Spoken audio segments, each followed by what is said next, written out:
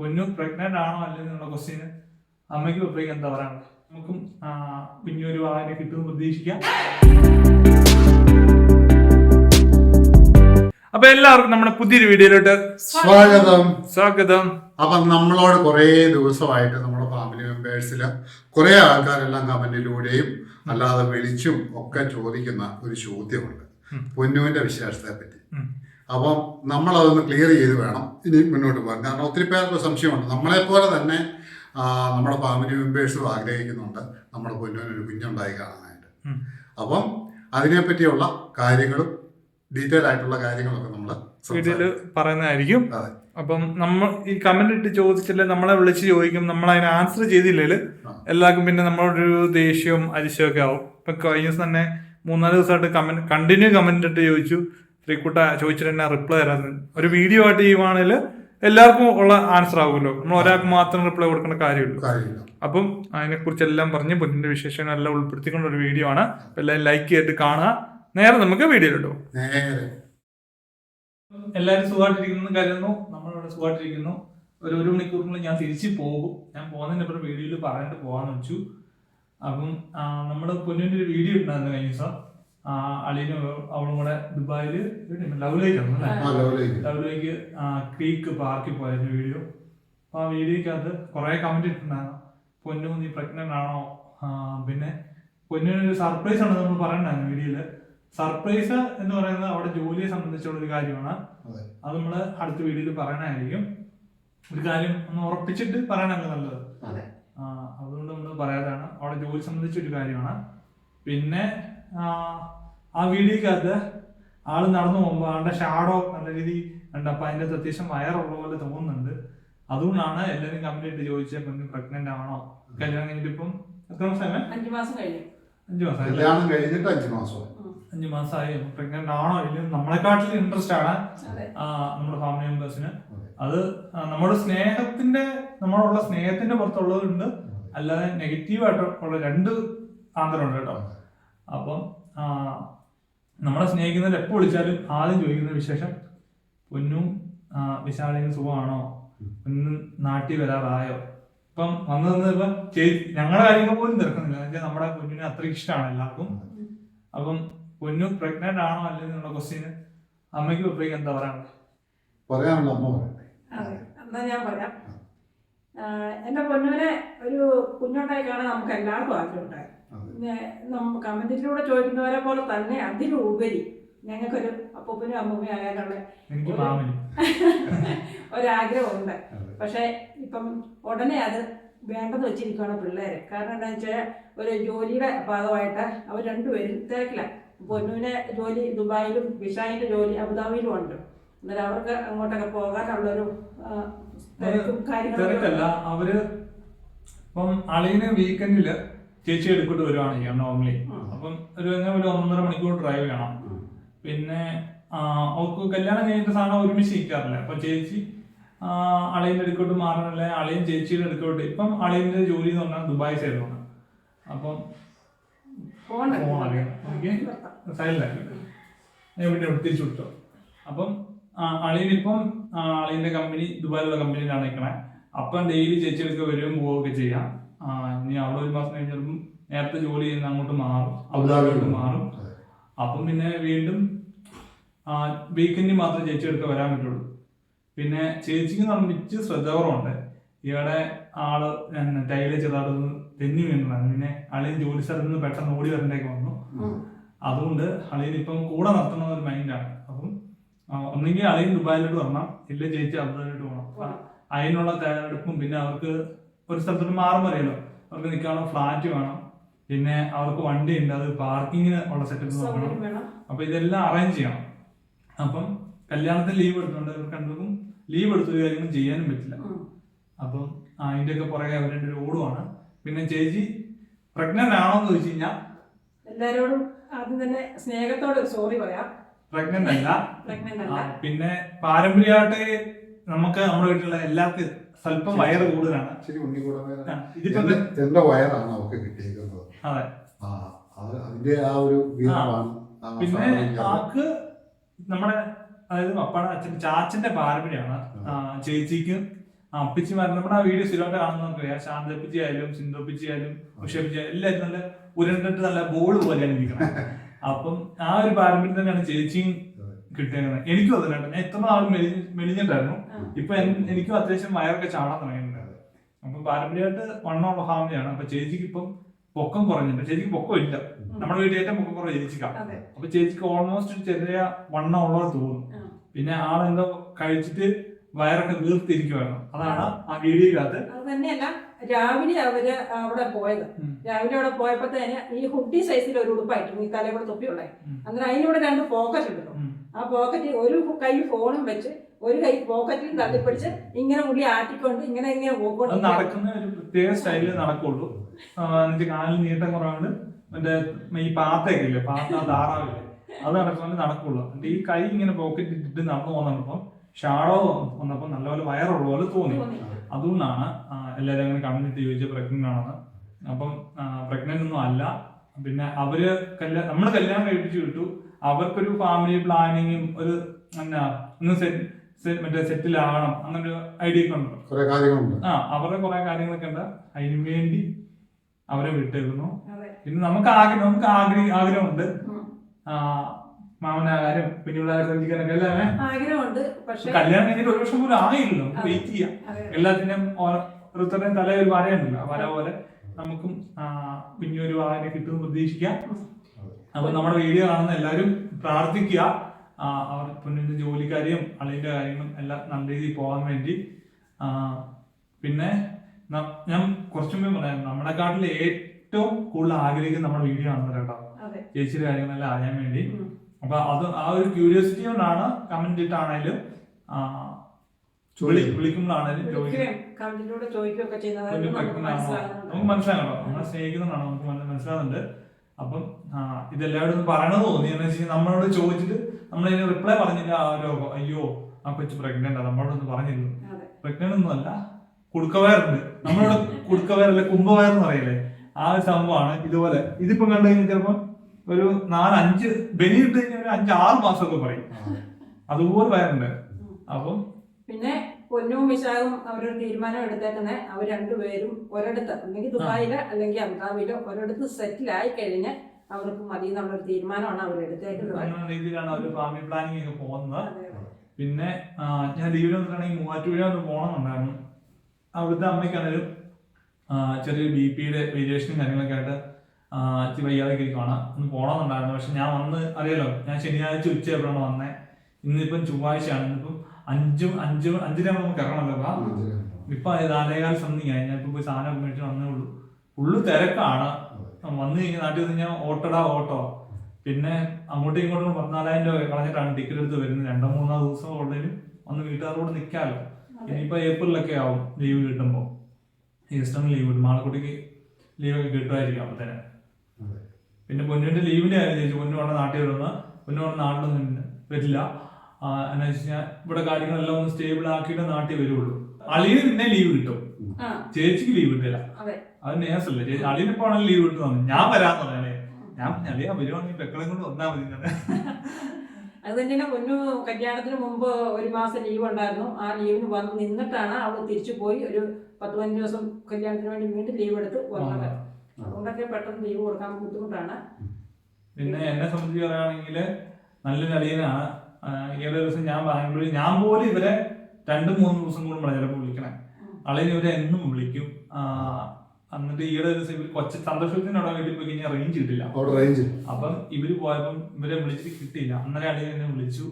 അവരെ വിളിച്ചിട്ട് എന്നാ കിട്ടാത്ത, നിന്നെ വിളിച്ചായിരുന്നോ എന്ന് ചോദിച്ചു. അപ്പം ഞാൻ വിളിച്ചില്ലെങ്കിൽ അളിയൻ വിളിച്ച് തിരക്കുന്നുണ്ട്. അപ്പൊ നല്ലൊരു അളിയനെ കിട്ടിയത് ഒരുപാട് സന്തോഷമുണ്ട്. പിന്നെ അവരെന്റെ കൂടെ ഇനിയാണ്ട് എവിടെയോ രാത്രി ടെന്റ് അടിച്ച് സ്റ്റേ ലവ്ലേക്കില് സ്റ്റേ ചെയ്യാനൊക്കെ പോയേക്കുമായിരുന്നു. അപ്പൊ അതിന്റെ വീഡിയോ ഒക്കെ എടുത്ത് അറിഞ്ഞായിരുന്നു. പക്ഷെ അത് എഡിറ്റ് ചെയ്യാൻ സമയം കിട്ടിയില്ല. അതും അളിയനെടുത്ത് മറ്റേ ടൈപ്പ് ആംഗിളിലാണ്, നമ്മൾ ഷോർട്സ് എടുക്കുന്ന ആംഗിളിലാണ്. അപ്പൊ നോക്കട്ടെ, നോക്കിയിട്ട് അത് ഇടാൻ പറ്റുകയാണെങ്കിൽ ഞാൻ എഡിറ്റ് ചെയ്ത് ഇടാം. അപ്പം ഇത്രയുള്ള പൊന്നിന്റെ വിശേഷങ്ങളൊക്കെ. പിന്നെ എനിക്ക് പറയാനുള്ളത് എന്താണെന്ന് വെച്ച് കഴിഞ്ഞാൽ, ഞാൻ കഴിഞ്ഞ വർഷം പറഞ്ഞ ആ വീഡിയോ കണ്ടിട്ട് കുറെ പേരെന്നെ ഇപ്പോഴും കോൺടാക്ട് ചെയ്യുന്നുണ്ട്. ഈ വർഷം പറയാനുള്ളൊരു കേസ് എന്ന് വെച്ചാൽ, ഇന്ന് 10ാം ക്ലാസ്സിന്റെ പരീക്ഷയാണ്. എല്ലാവരും നല്ല രീതിയിൽ പഠിക്കുക. 10ന്റെ ബേസ് ചെയ്തായിരിക്കും നമുക്ക് +1 +2 അഡ്മിഷൻ കിട്ടണേ. അപ്പം നല്ലപോലെ പഠിച്ചിട്ട് പരീക്ഷ എഴുതുക. പിന്നെ +2ന്റെ പരീക്ഷയാണ്. സയൻസ് എടുത്തവർക്കും കൊമേഴ്സ് എടുത്തവർക്കും നേഴ്സിംഗിൽ പോവാം. ഇപ്പൊ എന്റെ പ്രൊഫഷൻ ആണല്ലോ, അതാണല്ലോ നേഴ്സിംഗ് ആണെന്ന് തന്നെ ഞാൻ ആ ഒരു ജോലി തന്നെ. ഇപ്പൊ എന്റെ പ്രൊഫഷൻ നേഴ്സിംഗ് ആയതുകൊണ്ട് എനിക്കിപ്പോ അതിനെക്കുറിച്ച് നല്ല രീതിയിൽ അറിയാം. അപ്പൊ ഞാൻ കൂടുതലും പിള്ളേരോടും നേഴ്സിംഗ് എടുക്കുക എന്ന് പറയുള്ളൂ. പിന്നെ നമ്മുടെ രാജ്യത്തിന് എല്ലാ ഒരു ഏരിയയിലും വേണം. ഇപ്പം ഫിനാൻസ് ആയാലും എക്കണോമിക്സ് ആയാലും എല്ലായിടത്തും വേണം. അപ്പം ഓരോരുത്തരുടെ ഇഷ്ടമാണല്ലോ, ഇഷ്ടമുള്ള ഫീൽഡിൽ പോവുക.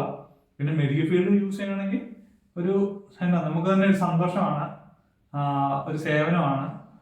അപ്പം നേഴ്സിംഗ് എടുക്കാൻ താല്പര്യമുള്ള പിള്ളേർ കോണ്ടാക്ട് ചെയ്ത് കഴിഞ്ഞാൽ അഡ്മിഷനൊക്കെ എടുത്തു തരാം.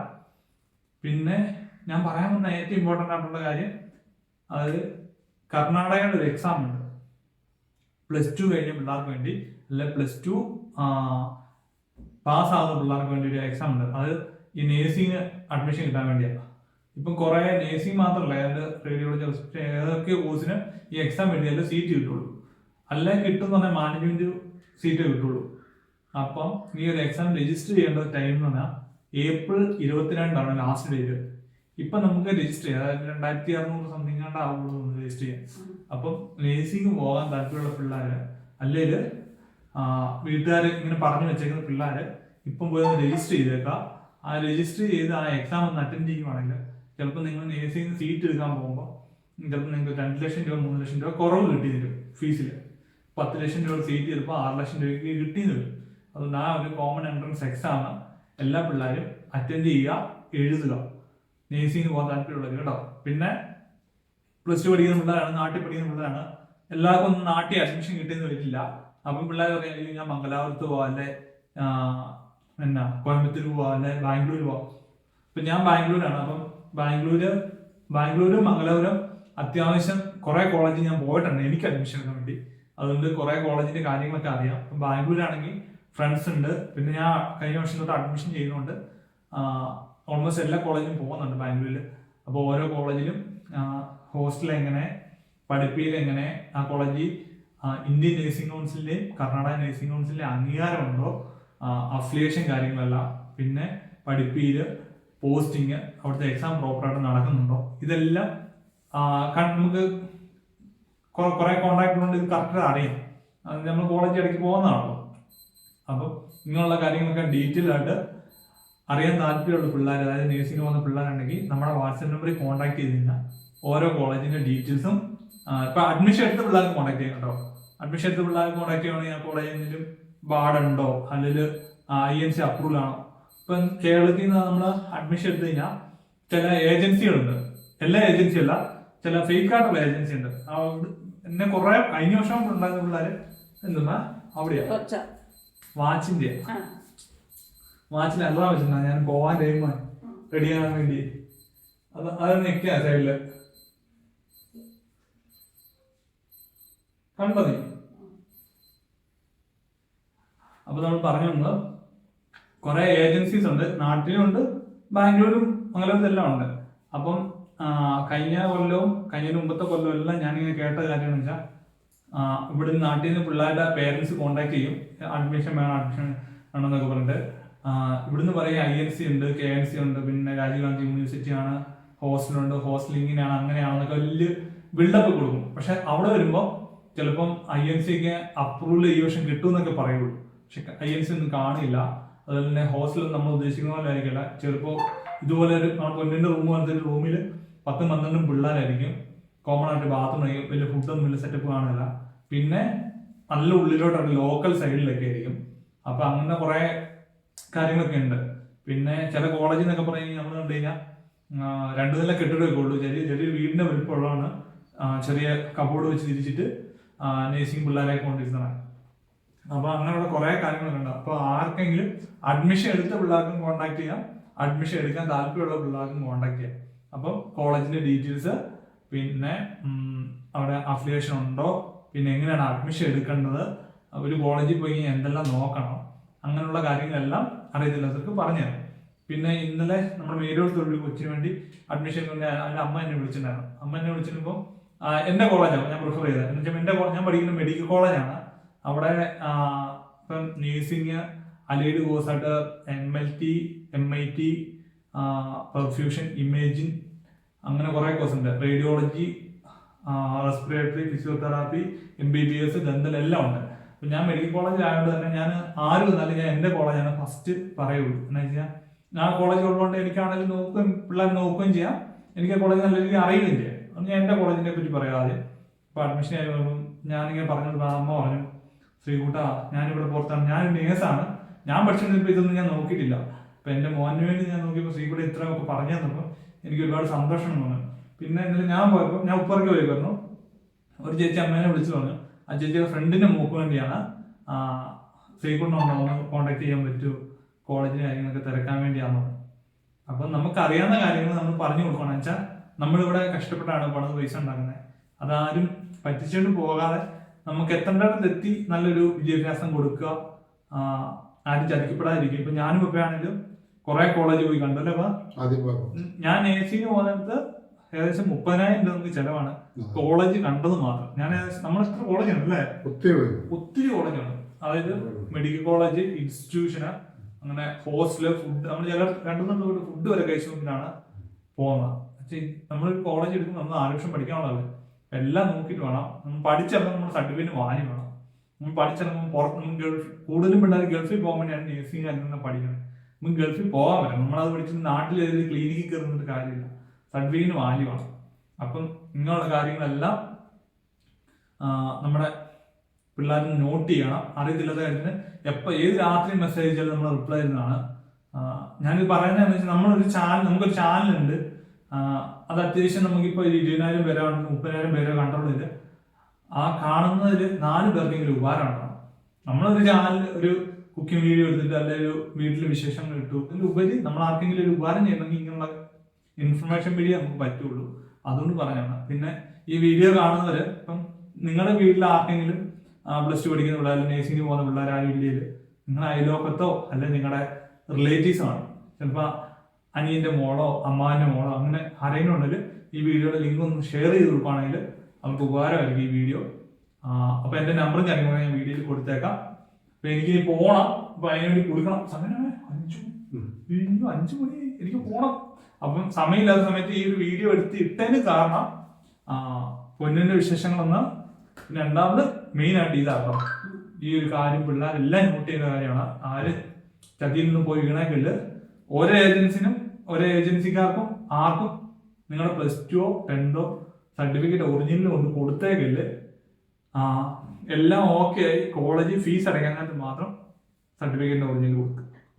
നോട്ട് ചെയ്തോ, ഓർത്ത് വെക്കണം, മറന്നു പോയേക്കരുത്. നേഴ്സിംഗ് മാത്രമല്ല, MBBS സീറ്റ് ചെയ്യുന്നുണ്ട്, MDS ചെയ്യുന്നുണ്ട്. അത് ഞാനിപ്പോൾ പോയിട്ട് ഇത്ര നാളെ 1 വർഷത്തിന് എബോ ആയി. എനിക്ക് വിശ്വാസമുള്ള കുറച്ച് കോളേജുണ്ട്. ഞാൻ സ്ഥിരമായിട്ട് പോകുന്ന കോളേജ്, അവിടുത്തെ മാനേജ്മെന്റ്, പിന്നെ ഗവൺമെന്റ് ആണെങ്കിൽ ഗവൺമെന്റ്, അവിടെ കുറെ കണക്ഷൻസ് ഉണ്ട്. അപ്പം നമുക്കിങ്ങനെ മലയാളീസ് ഉണ്ട്, കന്നഡാസ് ഉണ്ട്, പിന്നെ വെസ്റ്റ് ബംഗാൾ ഉണ്ട്. അപ്പൊ അവരോട് നമ്മൾ സ്ഥിരം സംസാരിക്കുമ്പോൾ അവർ ജെന്യൂൻ ആണോ അല്ലെന്ന് നമുക്കറിയാം. അതുമല്ല നമ്മൾ ഇപ്പൊ 2 വർഷമായിട്ട് സീറ്റ് ചെയ്യുന്നതുകൊണ്ട് അവർ നമ്മളെ ചതിക്കാൻ നമുക്കൊരു വിശ്വാസമുണ്ട്. അങ്ങനെ നമ്മൾ സീറ്റ് ചെയ്തൊരു കുഴപ്പം ഉണ്ടായിട്ടില്ല ഇതുവരെ. അതുകൊണ്ടാണ് ഞാൻ ട്രസ്റ്റ് പറയുന്നത്. ആർക്കെങ്കിലും സീറ്റോ കാര്യങ്ങളോ വേണമെങ്കിൽ കോൺടാക്ട് ചെയ്യുന്നത്. ഇപ്പൊ സീറ്റ് വേണ്ടത് തന്നെ ഒരു കോളേജിനെ പറ്റി അറിയണമെങ്കിൽ കോൺടാക്ട് ചെയ്ത് ഞാൻ ഡീറ്റെയിൽസ് ആയിട്ട് പറഞ്ഞുതരാം. പിന്നെ എന്താ പറയണ്ടേ, ഒരു സർട്ടിഫിക്കറ്റ് ആരും ഒറിജിനൽ കൊണ്ട് ആരെയും കൈ കൊടുക്കില്ല. എല്ലാം ഫിനിഷ് ആയതിനു ശേഷം കോളേജിൽ അഡ്മിഷൻ എടുക്കുക, ഫണ്ടും പേയ്മെന്റും കൊടുക്കാൻ മാത്രം സർട്ടിഫിക്കറ്റ് കൊടുക്കുക കേട്ടോ. നോട്ട് ചെയ്ത് വെക്കുക. ഇല്ല നിങ്ങളുടെ പൈസയും പോകും, നിങ്ങളുടെ സർട്ടിഫിക്കറ്റും പോകും, അതിന്റെ പുറകെ ഓർഡറിനെ പോകും. അപ്പൊ ഇന്നത്തെ ഹാപ്പി വീഡിയോ ഇത്തോളായിരുന്നു. പൊന്നൂസിന് വിശേഷം എന്തെങ്കിലും ഉണ്ടെങ്കിൽ നമ്മളെല്ലാവരെയും അറിയിക്കുന്നതായിരിക്കും. അതിപ്പം നമ്മളറിയുന്ന നമ്മുടെ വീട്ടിൽ എന്തെങ്കിലും ഉണ്ടെങ്കിൽ നമ്മളെ വീഡിയോ ആണെന്നൊക്കെ നമ്മൾ അന്ന് തന്നെ ഒരു കൂടി ഒരാഴ്ച അല്ലെങ്കിൽ 2 ആഴ്ച ഹൈഡ് ചെയ്തു പോകും. അത് നമ്മൾ ഓപ്പൺ ആയിട്ട് നമ്മുടെ വീഡിയോയിൽ പറഞ്ഞു പോകും. അതുകൊണ്ട് എന്തെങ്കിലും മുന്നിന് വിശേഷം ഉണ്ടെങ്കിൽ ഉറപ്പായി അറിയിക്കുന്നതാണ്. അപ്പൊ എല്ലാവരും പ്രാർത്ഥിക്കാം, നമ്മുടെ ലൈഫ് കുറച്ചുകൂടെ ഒക്കെ സ്റ്റേബിൾ ആകാനുണ്ട് എല്ലാവരുടെയും കാര്യത്തിലും. നമുക്ക് നമ്മുടെ വഴിയുടെ പോസ്റ്റ് മാറ്റില്ലേ, ഇനിയിപ്പം ചെറിയ വഴിപണി വരുന്നുണ്ട്, കുറച്ച് മണ്ണെടുത്ത് കളയാനുണ്ട്. പിന്നെ അതുപോലെ തന്നെ ഇവരെ രണ്ടുപേരെ ഇടയ്ക്ക് മൂവാറ്റുപുഴയ്ക്ക് പറഞ്ഞു കൊണ്ടാം ഉടനെ തന്നെ. അപ്പം അച്ഛനും അമ്മയ്ക്ക് വയ്യാഴികയാണ് ഞാൻ പറയുന്നത്. അപ്പൊ അങ്ങനെ കുറെ കാര്യങ്ങളെല്ലാം പെൻഡിങ് ആണ്, നമുക്ക് സമയം കിട്ടുന്നില്ല. ഇപ്പൊ ഒന്നിനും സമയം കിട്ടുന്നില്ല. വീട്ടിൽ മൃഗങ്ങളുണ്ട്, കോഴി, ചെറിയൊരു ഫാമാണല്ലോ നമുക്കറിയാലോ. അപ്പം അതിൻ്റെ കൂടെ എല്ലാം കൂടെ ഒരു സമയം കിട്ടുന്നില്ല. അപ്പം അതെല്ലാം ഒന്ന് അറേഞ്ച് ചെയ്ത് പോകണം. അപ്പം ഞാൻ വീഡിയോ എടുത്തോണ്ടിരുന്നപ്പോഴേ കൊച്ചിൻ്റെ മുറിയിലെ ക്ലോക്കാന്ന് നോക്കിയപ്പോൾ 5 മണി. അയ്യോ സമയം പോയല്ലോ പറഞ്ഞ് ഞാൻ വീഡിയോ പെട്ടെന്ന് വൈൻഡപ്പ് ചെയ്തിട്ട് ഓടിപ്പോയി.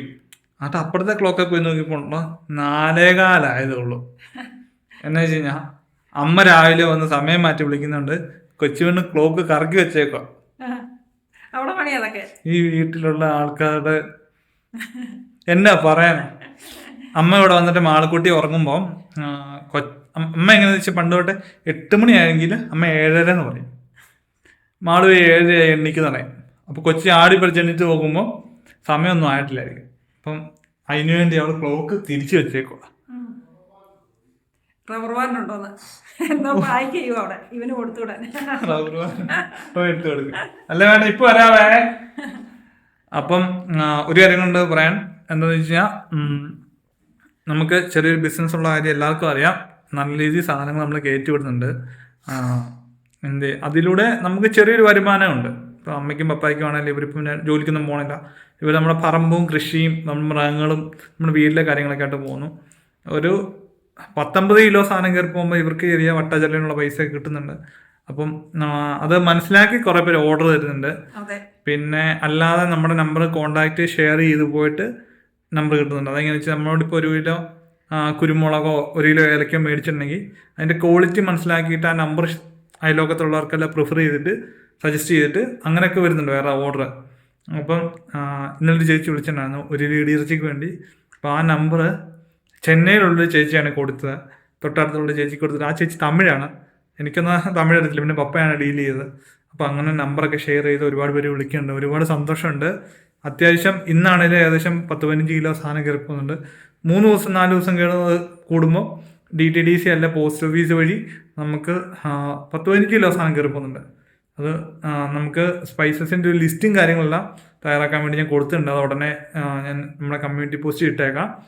പിന്നെ സ്പൈസസ് ആയതുകൊണ്ട് തന്നെ ഇതിൻ്റെ മാർജിൻ എന്ന് പറയുമ്പോൾ നമുക്ക് കോൺസ്റ്റന്റ് ആയിട്ടൊരു പ്രൈസ് ഇല്ല. അതാണ് പ്രശ്നം.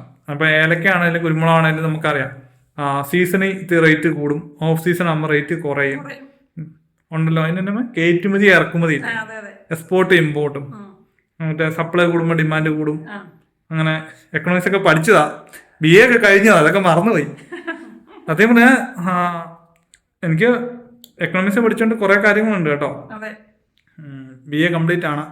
അപ്പോൾ എല്ലാം ഞാൻ ഇപ്പം ഇരുന്ന് വീഡിയോയിൽ പറഞ്ഞ നേഴ്സിങ്ങിൻ്റെ കാര്യം പറഞ്ഞപ്പോൾ എല്ലാവരും ഓർക്കും ഇവന് എന്തൊക്കെയാ പഠിക്കാൻ പോയി. ഞാൻ കുറേ പഠിച്ചതാ, നല്ല പ്രായം. ഞാൻ കേൾക്കാൻ വേണ്ടിയാ കേട്ടോ. ഞാൻ ഡിഗ്രി കംപ്ലീറ്റ് ആണ്. നമ്മുടെ വീഡിയോ കാണുന്ന പുതിയതായിട്ട് വരുന്ന സബ്സ്ക്രൈബേഴ്സിന് വേണ്ടി പറയാണ്, ഡിഗ്രി കംപ്ലീറ്റ് ആയിട്ട് ഞാൻ ഇതിൻ്റെയൊക്കെ നടന്ന സന്തോഷത്തിൽ. അപ്പോൾ ഇവരെന്നെ പിടിച്ച് നേഴ്സിങ്ങിന് വിട്ടു. എന്തെങ്കിലും ആയിട്ട് ഇപ്പം 2 വർഷം ആകാൻ പോകുന്നു. ഇനി എന്തെങ്കിലും കാണിച്ച് പഠിച്ച് ജയിച്ച് പാസ്സായി പോകണം. അപ്പം അങ്ങനെയൊക്കെ ഇരിക്കണു. എന്താ സന്തോഷമുണ്ട്. നേഴ്സിങ് അടിപൊളിയാണ്, നല്ല പ്രൊഫഷനാണ്. ആദ്യമൊക്കെ എനിക്കും മടിയായിരുന്നു പറഞ്ഞപ്പം. ഇപ്പം അവിടെ ചെന്നപ്പോൾ അതിനോട് ഇഷ്ടമായി. നമുക്ക് ചെന്ന് കഴിയുമ്പോൾ ഇഷ്ടമാവും. ഇപ്പം മാളക്കുട്ടിക്ക് ആദ്യം വലിയ ഇൻട്രസ്റ്റ് ഒന്നുമില്ല. മാളക്കുട്ടി ഇപ്പം എന്നെക്കാളും ഇഷ്ടമാവും അവർക്ക്. അപ്പം നേഴ്സിങ് നല്ലൊരു ഫീൽഡാണ്. നല്ല പഠിച്ചിറങ്ങി കഴിഞ്ഞാൽ പെട്ടെന്ന് തന്നെ ജോലി കിട്ടും. ഏത് കൊറോണ വന്നാലും നിങ്ങൾക്ക് ജോലി കാണും. അപ്പം ഇന്നത്തെ ഹാപ്പി വീഡിയോ ഇത്രയുള്ളായിരുന്നു. എല്ലാവരും ലൈക്ക് ചെയ്യുക, ഷെയർ ചെയ്യുക, സബ്സ്ക്രൈബ് ചെയ്യുക. നമ്മുടെ വാട്സ്ആപ്പ് നമ്പർ ഇവിടെ കൊടുത്തേക്കാം. അഡ്മിഷൻ്റെ കാര്യത്തിനാണെങ്കിലും സ്പൈസസിൻ്റെ ഓർഡറിനാണെങ്കിലും വാട്സപ്പിൽ ഒരു ഹായ് അയക്കുക, അല്ലെ വിളിച്ചു കഴിഞ്ഞാലും കിട്ടും കേട്ടോ. വിളിക്കുന്നതിന് നല്ല ഞാൻ നോക്കിയിട്ട് വാട്സപ്പിൽ മെസ്സേജ് അയക്കുന്ന എന്ന് വെച്ചാൽ കൂടുതൽ ഞാനും അമ്മയും വാട്സപ്പാണ് ഹാൻഡിൽ ചെയ്യാം. അപ്പം എല്ലാവരും നോട്ട് ചെയ്യുക. അപ്പം ബൈ.